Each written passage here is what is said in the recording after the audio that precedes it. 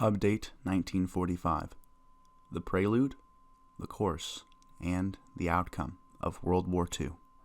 Not even a lifetime from the events of the First World War, the stage of Europe was already being set for another worldwide conflict, surrounded by the Great Depression, the immensely taxing French reparations on Germany, a loss of life incomparable to anything before, and, arguably, most saddening, a new German leader with not nearly as cool of a mustache. The first major step towards war in Europe began with Adolf Hitler's diplomatic revolution from 1933 to 1936.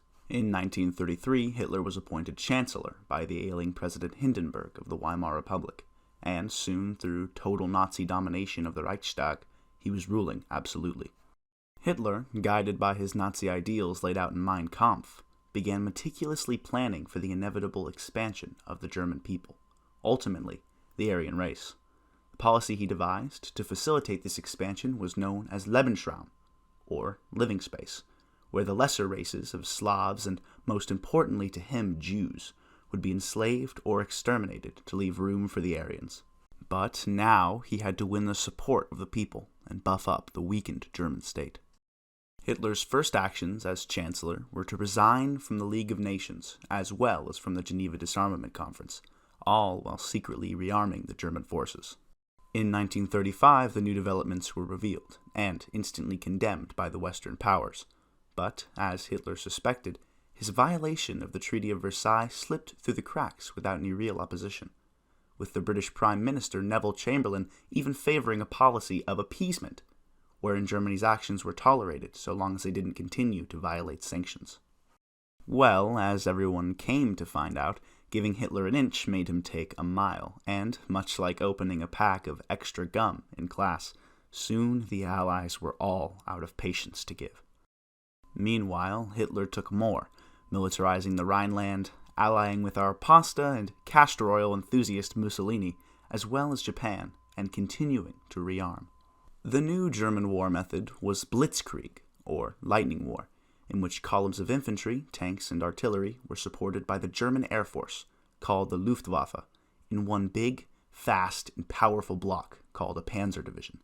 Eager to showcase his might, Hitler marched on Austria and, met with crowds that welcomed him, annexed the previous world power in 1938. The need for expansion and Hitler's desire to push the Allies to a breaking point led him to Czechoslovakia, where Hitler demanded the vast Sudetenland, plentiful in German speakers but more important to Hitler's future conquests, full of defensible positions, of which the poorly matched country looked to its ally France for help.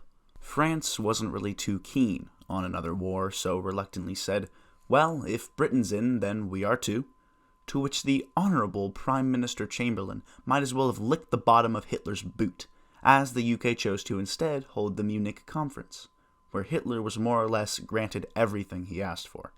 Both Hitler and Chamberlain believed that they had pulled the wool over each other's eyes when it came to appeasement. The UK rejoiced, but Hitler was filled with even more grandeur, and by 1939 all of Czechoslovakia was under Nazi control, and Poland was on the horizons. Now, Hitler's Nazi ideology was systemically opposed to communism, but to dash the possibility of a two-front war when Hitler would have to crush the West, Soviet Russia and Germany declared a non-aggression pact, secretly planning to divide Poland, and in September of 1939, Poland was invaded. Not to take away from the drama and intrigue, but a quick sidestep to the east is necessary to understand Japan's involvement in the global conflict. Japan had become a juggernaut of Asia almost overnight, and still wore the medal of the Russo-Japanese War of 1905 on their shirt, the humiliation of China, as well as Korea, Manchuria, and countless Pacific possessions since. But an explosion of population proved troublesome to feed, and the Great Depression really took a toll on imports from the West. Democracy was beginning to appear, like with the introduction of male suffrage in 1924, and a handful of political parties sought to gain influence over each aspect of the country, with nationalists pushing to expand the Navy and modernize for Malaysian conquest. By 1936, the government was largely influenced by the armed forces.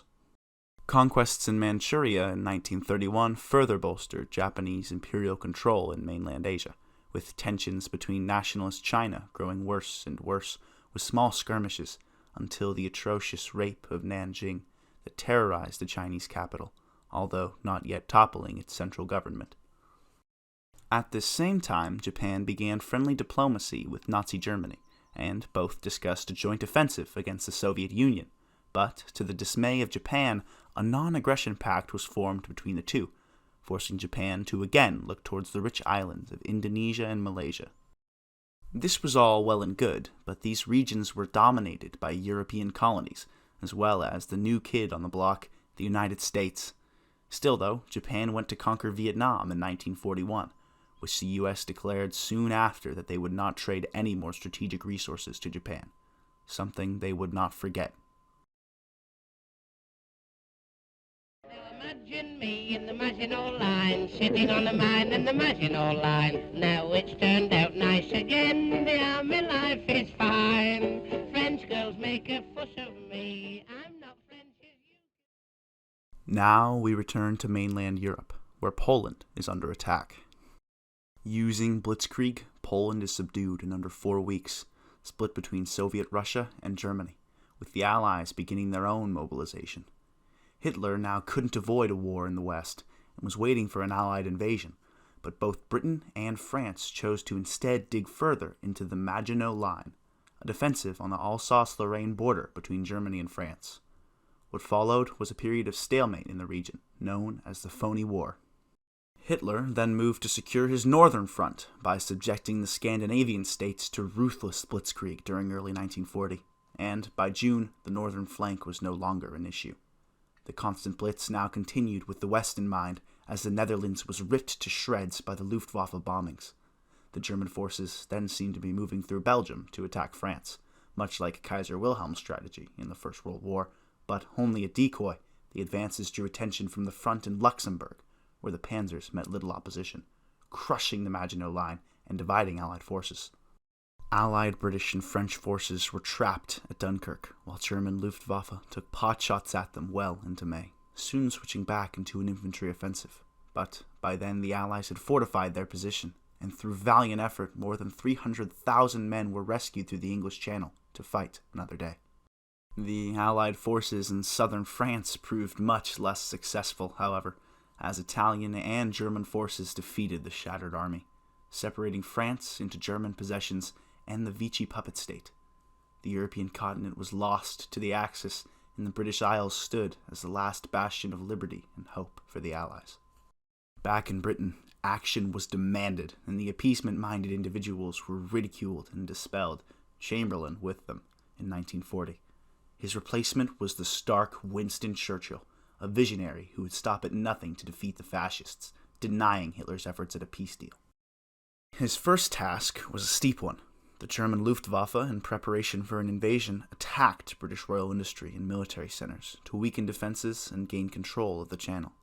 The British Royal Air Force, or the RAF, responded, and British codebreakers worked hard to determine the Nazis' next move. But the RAF was slowly losing morale and resources, until Hitler changed his focus in September to mass bombings of British urban areas, known today as the Battle of Britain. The British, however, had finally had enough, and with the RAF revitalized in tandem with morale, the Luftwaffe began suffering major losses, and the offensive was abandoned. Hitler ordered for another offensive in northern Africa to cut off the Allies' oil supplies after Italy had failed to do so, but his heart lied in the east, and, almost to the tune of Blitzkrieg Bop by the Ramones, it was time for Hitler to shoot Stalin in the back now. The invasion was set for spring 1941 on the pinup calendar, but Mussolini had to get into trouble in the Balkans, postponing Hitler's advances until later in the year. But Hitler was confident the conflict could be resolved before winter. What could possibly go wrong, he thought. In June 1941, Hitler swept through the Baltic states, Ukraine, and close to Moscow in an extreme offensive, but he underestimated the sheer numbers of the Russian infantry and the ferocity of its early winter a few months later. Vehicles stalled and occupied territories rebelled, but Hitler ordered troops to stand their ground and continue into December. Things weren't the best, but nothing else could go wrong, right? Wrong.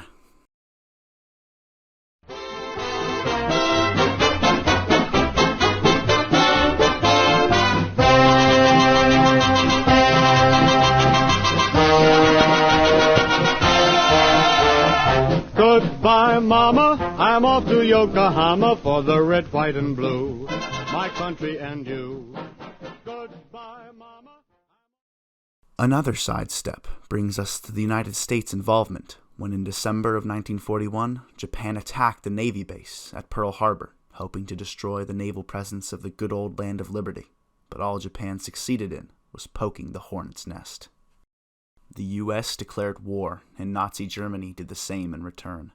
By spring of 1942, fierce Japanese attacks in the Indies resulted in what the empire declared the Great East Asia Co-Prosperity Sphere, a collective to which Japan promised independence from colonial rule. After the war, of course.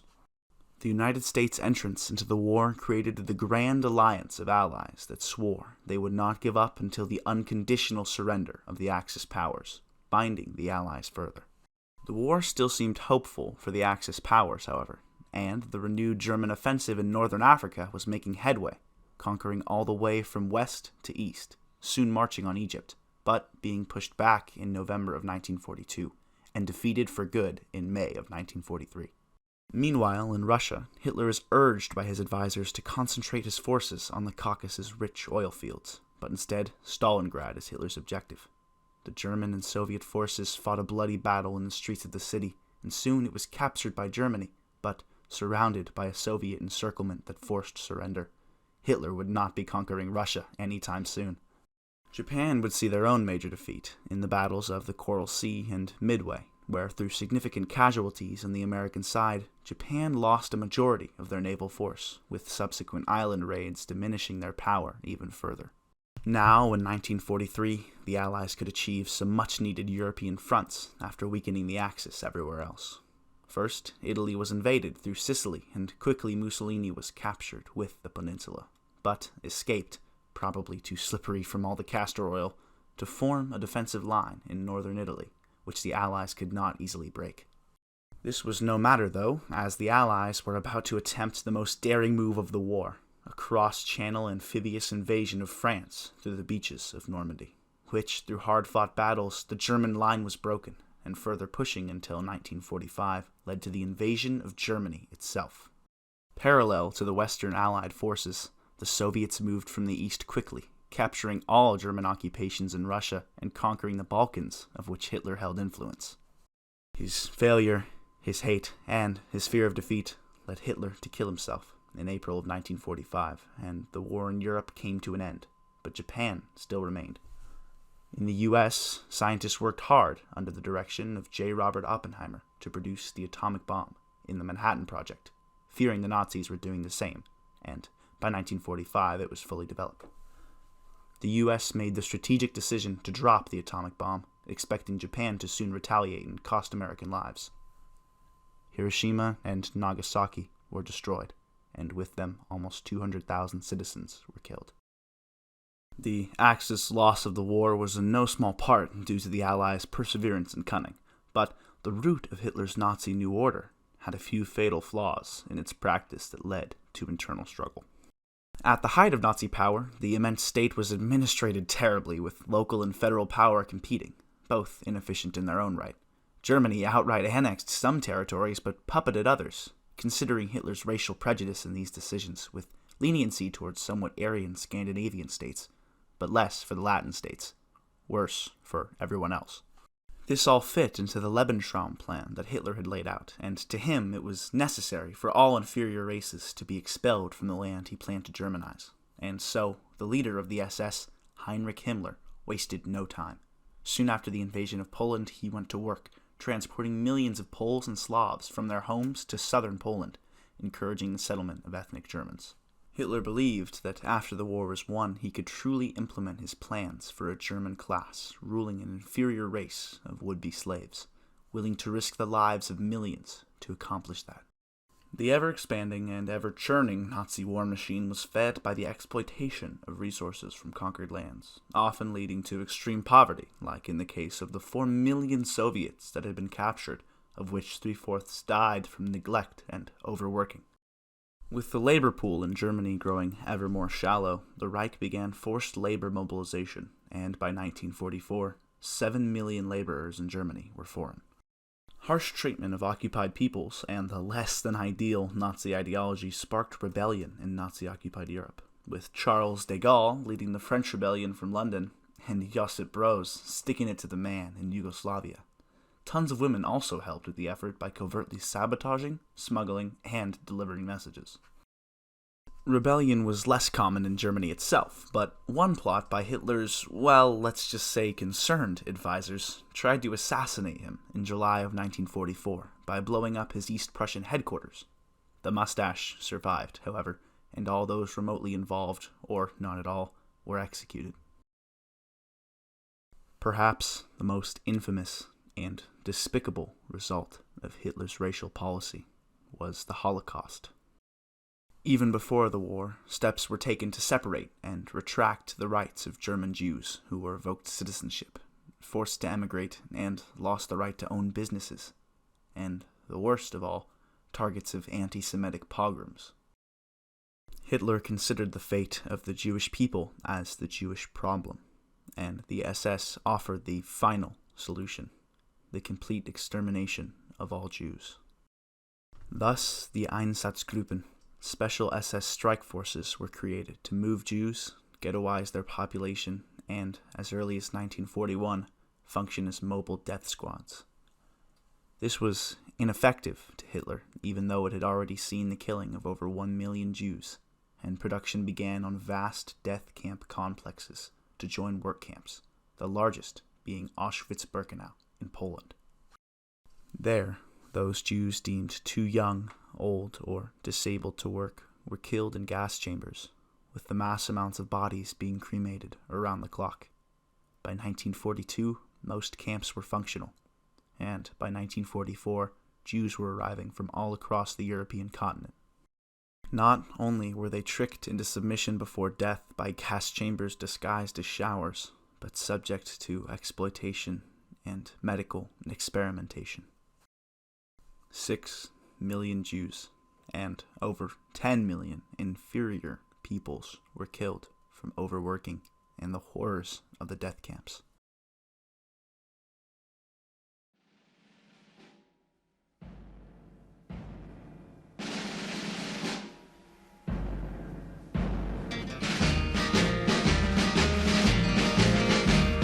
In May of 1941, the war had just begun.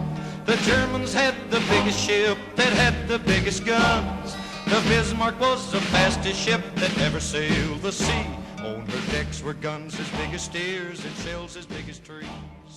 Out of the cold and foggy night came the British ship. The home fronts of World War II is where it all began, and how each country handled their economic, industrial, and governmental systems varied. Beginning with the British, they saw 55% of their workforce turned into war-related occupations, with all citizens, young or old, male or female, to contribute through programs in the Home Guard, as well as manufacture goods at a rapidly efficient rate. The British population, although suffering constant bombing during the Battle of Britain, stayed relatively calm, experiencing heavier casualties in smaller communities, rather than London, the focus of the Luftwaffe bombings.